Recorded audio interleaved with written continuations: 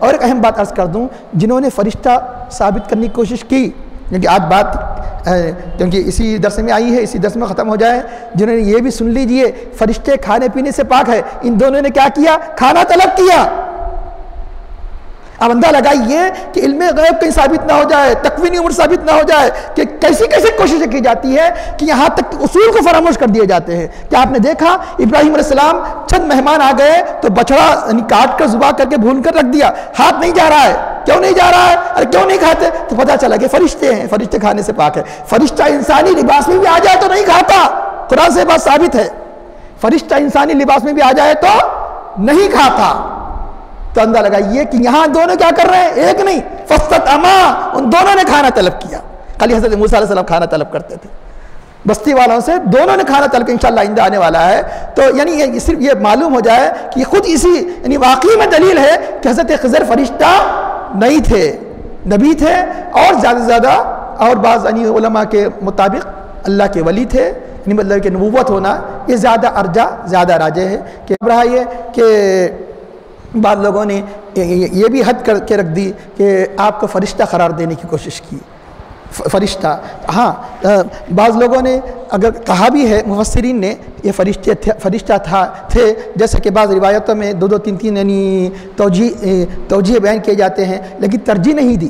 جتنے مطلب یہ کہ بڑے بڑے مفسرین ہیں جو یعنی اصول تفسیر سمجھے جاتے ہیں، کہ جن کی تفاسیر کو اصول تفسیر سمجھا جاتا ہے، انہوں نے تفسیر خادم، تفسیر بیضاوی، تفسیر بڑے بڑے جتنے تفاسیر، کسی نے بھی فرشتے ہونے کو ترجیح نہیں تھی، لیکن دور جدید کے ایک مفسر نے اس کو فرشتہ یعنی ثابت کرنے پر پورا زور خرچ کیا، جو تفہیم القرآن میں، اور تفہیم القرآن کے جیسے عقیدے پر چلنے والوں نے ممکن ہے یہ سمجھ میں نہیں آیا، کیونکہ کسی قرآن کی کریم کی آیت سے ثابت نہیں ہے کہ حضرت خضر فرشتہ ہے، نہ کسی حدیث سے یہ ثابت ہے کہ حضرت خضر فرشتہ ہے۔ ایسی حرکت کیوں کی؟ معلوم یہ ہوتا ہے کہ اس میں علم غیب کا معاملہ ہے۔ علم غیب کے اگر یہ مان لیا جائے نبی ہے تو نبی کے لیے علم غیب ثابت ہو جاتا ہے، ممکن ہے اس لیے انہوں نے کوشش کی ہوں گی، یہ ہمارا خیال ہے، اس لیے انہوں نے پورا زور خرچ کیا ہوگا جیسے صاحب تفہیم القرآن وغیرہ نے، کیونکہ یہ اللہ کے انبیاء کو کہ علم غیب کے یعنی مطلب کہ منکر ہے۔ ہم کہتے ہیں کہ نبی کا علم اللہ کے برابر نہیں ہو سکتا، اللہ کا علم مستقل ہے، قدس ہے، نبی کا علم عطائی ہے۔ اللہ کا علم غیر متناہی ہے، اس کی حد نہیں ہے، نبی کا علم متناہی ہے۔ ایک متناہی علم غیر متناہی کے برابر نہیں ہو سکتا، مستقل علم، ذاتی علم یعنی عطائی علم دونوں برابر نہیں ہو سکتے۔ یقیناً نبی کے لیے علم غیب ثابت کرنا یہ شرک نہیں ہے، چنانچہ ایسا معلوم ہوتا ہے کہ اسی ڈر سے کہیں ایسا نہ ہو کہ نبی کا علم غیب ثابت نہ ہو جائے۔ اور خاص بات علم لدنی کی اس آیت کریمہ کی تفسیر میں، علم لدنی کی تفسیر میں کئی مفسرین نے یہ لفظ وضاحت کے ساتھ یعنی مطلب یہ کہ صاف لکھ دیا، یہ ذہن میں نشین رکھ لیجئے کہ یہ کئی قاضین، تفسیر بیضاوی، تفسیر یعنی قرطبی وغیرہ سب کہ وہ علم کیا ہے، من لدن علم، تو انہوں نے صاف لکھ دیا۔ تفسیر ابن کثیر بہت ہر جگہ اویلیبل ہے، یہاں تک کہ کسی بھی نیٹ پر مارے تو ابن کثیر پہلے مل جاتی ہے آپ کو۔ تو رجل یعلم علم الغیب یہاں لکھا ہوا ہے، من لدن علم، علم وہ کون سا ہے؟ تو اب جو علم غیب کے منکر ہیں فوراً بتا سکتے ہیں کہ دیکھو تفسیر ابن کثیر کو وہ لوگ بھی مانتے ہیں کہ یعلم علم الغیبی، صاف وہ کون سا علم تھا حضرت خضر جو جانتے تھے، وہ علم غیب تھا۔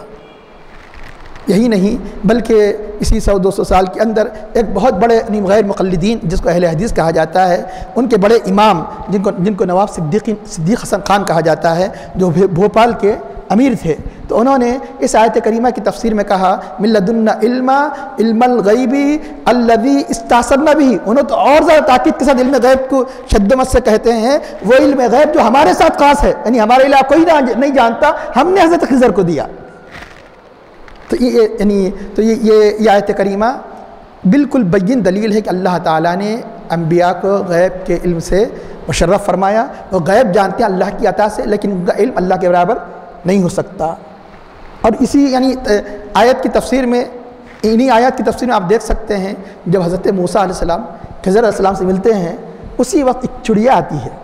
ایک چڑیا آ کر سمندر سے بس کتنا ایک ٹھونگا اس کا کتنا پانی ہوتا ہے پورے سمندر کے مقابلے میں، پانی پیتی چلے جاتی ہے۔ تو حضرت خضر علیہ السلام نے حضرت موسیٰ علیہ السلام سے فرمایا، اے موسیٰ کہ میرا تمہارا علم اللہ کے مقابلے میں اتنا ہی ہے۔ تو یہ سمجھانے کے لیے کہا گیا، ورنہ متناہی غیر متناہی کا مطلب اللہ کا علم جس کی کوئی انتہا نہیں، اس کے تو کوئی مقابلہ بھی نہیں ہو سکتا، سمجھانے کے لیے تاکہ سمجھ میں آ جائے کہ پورے سمندر میں سے چڑیا کتنا لی ہے، ایسا علم ہے ہمارا اللہ کے علم کے مقابلے میں۔ تو یقیناً جو وہ علم غیب جو اتنا اس کے مقابلے میں ہوگا تو اللہ کے برابر کیسے ہوگا؟ اللہ کے مقابلے میں کیسے سوچا جا سکتا؟ شرک کس کو کہتے ہیں کہ اللہ کے برابر قرار دیا جائے۔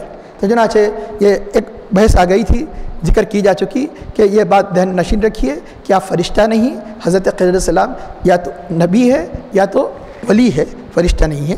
تو اب فوج اس لیے ان کو یہ فکر بھی فرشتہ قرار دینے کی وجہ یہ ہے کہ یہ تدبیر عالم کی تدبیر کرنا کا مطلب ہے کہ روزی رزق روزی وغیرہ ماننا جلانا بہت سے جو کام ہیں یہ سمجھتے ہیں کہ نبی نہیں کر سکتا، نبی کو تصرف نہیں دیا گیا، نعوذ باللہ نبی کو مجبور بنا کر بھیجا گیا۔ تو یاد رکھنا چاہیے بعض انبیاء یعنی صرف علم شریعت کے ساتھ آئے، بعض جن کو علوم شریعہ دیے گئے، بعض انبیاء علم تکوین کے ساتھ آئے، عالم کے جیسے حضرت خضر علیہ السلام کا علم جو تھا کسی امت کے طرف شریعت کے علوم کے ساتھ نہیں بھیجے گئے تھے، یہ علم تکوین کو جانتے تھے، کائنات کے اسرار کو جانتے تھے۔ بعض انبیاء دونوں کے حامل رہے، شریعت اور طریقت، جیسے حضرت داؤد علیہ السلام، حضرت شعیب علیہ السلام وغیرہ انبیاء، اور ہمارے نبی کریم صلی اللہ علیہ وسلم سارے انبیاء کی صفات آپ میں جامع ہیں۔ آپ صاحب شریعت کے اعتبار سے آپ کا وہ رتبہ ہے، کوئی نبی نہیں پہنچ سکتا، اور طریقت کے اعتبار سے، عالم اسرار کے اعتبار سے، علم لدنی کے اعتبار سے وہ مرتبہ ہے، کوئی نبی ان کے مرتبے کو نہیں پہنچ سکتا۔ جیسا کہ بتایا گیا کہ ایک چڑیا کا علم اللہ کے علم کے مقابلے میں جیسے مخلوق کے علم کی طرح ہے، تو سارے مخلوقات کا علم نبی کے مقابلے میں ایک چڑیا جتنا پانی پیتی ہے اتنا ہے۔ ہاں پھر نبی کا علم، ہمارے نبی پاک صلی اللہ علیہ وسلم کا علم اللہ کے مقابلے میں ایسا ہی جیسا کہ ایک چڑیا جیسے سمندر میں سے پانی پی لے، یعنی اللہ کے علم کے مقابلے میں ہمارے نبی پاک صلی اللہ علیہ وسلم کا علم محدود، لمیٹڈ، لیکن مخلوق کے مقابلے میں کوئی اس کی حد نہیں، جیسا کہ نبی کے مقابلے میں اللہ کے علم کی کوئی حد نہیں ہے، اس کی انتہا کو نہیں پہنچ سکتے۔ تو یاد رکھنا تکوینی امور، تکوینی ایک تشریح کا مطلب کہ کس چیز کو کون سی چیز حلال ہے، کون سی چیز حرام ہے، کیا چیز کی جائے کیا چیز نہ کی جائے، اس کو تشریح امور کہا جاتا ہے۔ تکوینی کا مطلب ہے کہ پانی برسانا ہے، پانی نہیں برسانا ہے، کس کو کیا ضرورت ہے، کس کو ترقی دینا ہے، کس کو تنزل دینا ہے، کس کو بادشاہت پر بٹھانا ہے، کسی کو اتارنا ہے، سارے کے سارے امور ان کو تکوینی کہا جاتا ہے۔ پورے عالم کے تدبیر سے تعلق رکھنے والے ان امور کو تکوینی کہا جاتا ہے۔ تو حضرت موسیٰ صاحب شریعت تھے اور حضرت خضر صاحب امور تکوینی یعنی صاحب طریقت تھے، صرف تو ان کو شریعت کا اتنا ہی علم کا جو انسان کی رضامندی کے لیے جتنا ضروری ہے وہ تو دیا گیا، لیکن اس کے ساتھ ساتھ جو علم اس کا کثرت سے دیا گیا وہ علم تھا باطن اور طریقت کا تھا۔ تو چنانچہ اللہ تعالیٰ فرماتا ہے کہ وہ دونوں ایک بندے سے ملے۔ حضرت خضر نام کیوں نہیں کہہ دیا؟ خضر کہہ دیا جاتا تو یہ سمجھ میں آتا ہے کہ اللہ پورے بندوں میں سے خضر ہی کوئی خصوصیت عطا کی، اس لیے یہ بتانے کے لیے اور بھی اللہ کے ایسے بندے ہیں ان میں سے ایک خضر ہے، اس لیے عبد کہا گیا، جو نکرہ بیان کیا گیا ایک ہی حضرت خضر ہی نہیں، اللہ اپنی نشانی بتانے کے لیے موسیٰ علیہ السلام کو ان کے پاس بھیجا تاکہ معلوم ہو جائے کہ اس علم کی بھی کتنی بڑی اہمیت ہے۔ تو چنانچہ ورنہ یعنی کہ حضرت خضر ہی نہیں، اس لیے اللہ نے کیا فرمایا، تاکیداً ایک عبد بھی کہہ دیا تو کافی تھا، لیکن یہی بلکہ اور مزید یعنی تاکیداً من عبادنا فرمایا۔ من مانے امانگ، امانگ کا مطلب جب کثیر ہوتے ہیں تو اس میں سے ایک، امانگ ابا نہیں مطلب نہیں ہمارے بندے، ہمارے بندوں میں سے ایک بندے ہیں۔ اور